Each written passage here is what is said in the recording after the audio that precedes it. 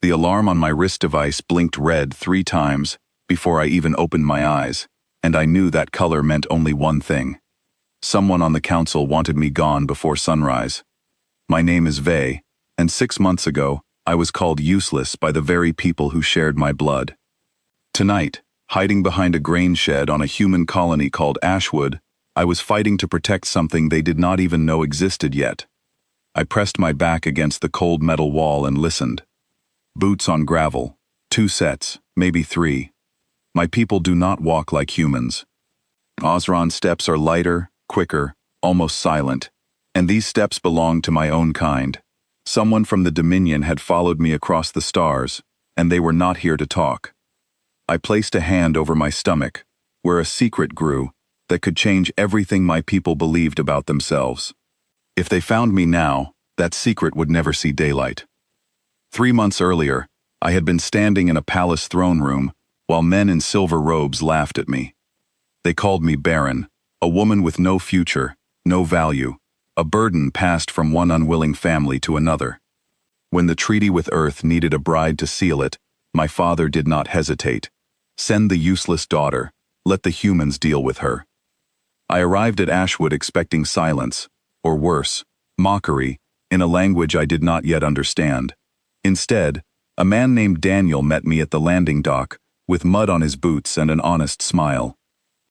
He did not bow. He did not stare at the ridges along my neck like most humans did the first time they saw an Osron face. He simply said, "We are stuck with each other," and something about his voice made the words feel like comfort instead of a sentence. Daniel farmed grain on the edge of the colony, far from the political buildings where treaties were signed and broken. He taught me to plant seeds in soil that smelled like rain. I taught him the different ways my language expresses gratitude, and how each one carries a different weight of feeling. We were not in love in the beginning. We were simply 2 people trying not to disappoint each other. It took 4 months before he asked why I flinched every time someone mentioned children.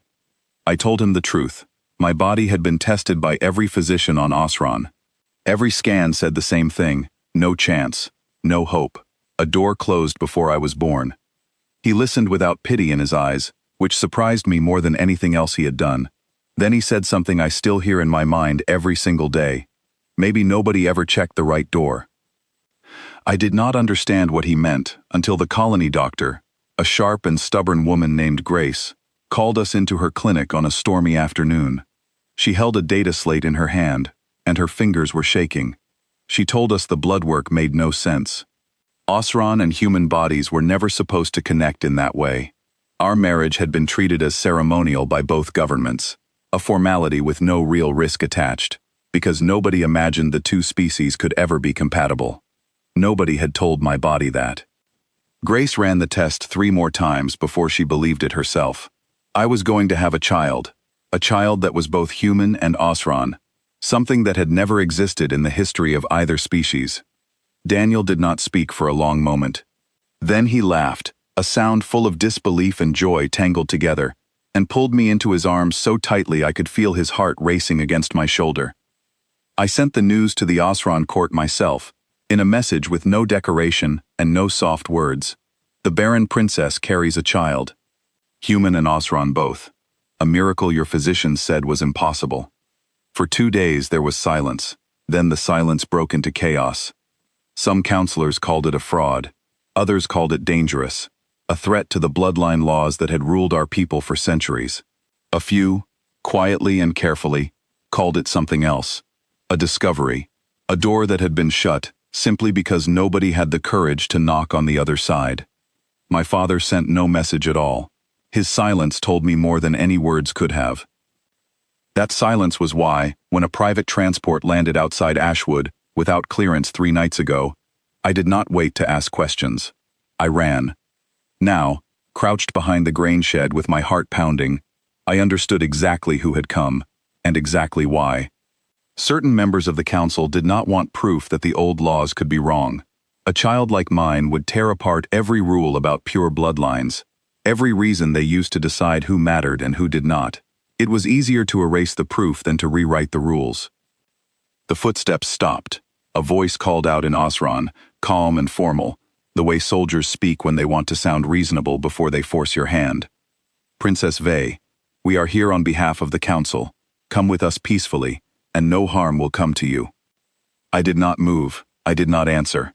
My hand found the small transmitter clipped inside my sleeve, the one Grace had given me weeks earlier, in case something like this ever happened. One press would alert the colony's emergency network. One press would bring humans running with lights and questions, exactly the kind of attention my pursuers did not want. I pressed it. Within a minute, floodlights lit up the field behind the shed. Voices shouted in English, sharp and alert. Colony guards moving fast across the grass. The Osran soldiers hesitated. They had orders to remove me quietly, not to start a diplomatic incident in front of human witnesses. Daniel reached me first, breathless, his flashlight beam sweeping across my face before he pulled me against him. Behind him, Grace arrived with 2 colony officers, already speaking into a communicator, already documenting everything, with the kind of calm precision that only comes from someone who has spent years refusing to panic. The soldiers retreated into the dark without another word. They knew the moment had already been recorded. Any attempt to take me now would prove exactly what they were trying to hide. I should have felt relief. Instead, I felt something sharper, anger. For months I had accepted the labels placed on me without question. Useless, barren, a burden to be shipped away. I had let an entire system decide my worth before I ever had the chance to prove them wrong. That night, sitting in Grace's clinic with a blanket around my shoulders and Daniel's hand wrapped around mine, I made a choice. I was done hiding the truth to protect people who never once protected me. The next morning, I sent a new message to the Osran court, and this time I did not send it quietly. I broadcast it publicly, through every channel the colony's alliance treaty allowed me to use. I described the child, I described the science Grace had gathered, and I described the soldiers who had come in the night to erase both. The reaction was immediate. Osran media outlets picked up the broadcast within hours. Citizens who had never questioned the bloodline laws began asking why a discovery this important had almost been silenced. Families who had lost daughters to similar diagnoses started demanding new research, new answers, new hope. The council could no longer control the story. My father, faced with public pressure he could not ignore, issued a statement 3 days later. He called the events under investigation. He did not apologize, not directly, but he also did not send another transport. Grace continued her research with new urgency, working alongside Osran scientists who finally agreed to share their data honestly instead of hiding behind old assumptions. What they found reshaped everything. The barrier between our species was never as absolute as generations had believed. It simply required conditions nobody had bothered to study, because nobody had believed the study was worth doing. Months passed. The colony grew used to seeing an Osran princess working fields beside a human farmer, no longer strangers forced together by politics, but 2 people who had chosen each other through everything that followed. When my daughter was born, healthy and strong, with her father's steady eyes and my own second eyelids, the delivery room was filled with more than just relief. It was filled with proof. Proof that the walls both our species had built were never as solid as they claimed. We named her Nira, a word that means unexpected light in the old Osran dialect. Daniel liked the sound of it. I liked what it meant. News of her birth reached the Osran homeworld within hours. This time, there was no laughter in the throne room, no mockery, no pity. Just questions, careful and humble, from people who finally understood how wrong they had been. I think about that night behind the grain shed sometimes, the fear, the footsteps, the silence before the floodlights saved us. I think about how close they came to erasing a truth that was never supposed to exist.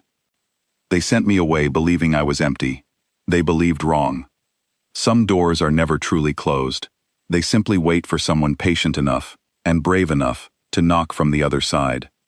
And when that door finally opens, no laughter in any palace can ever close it again.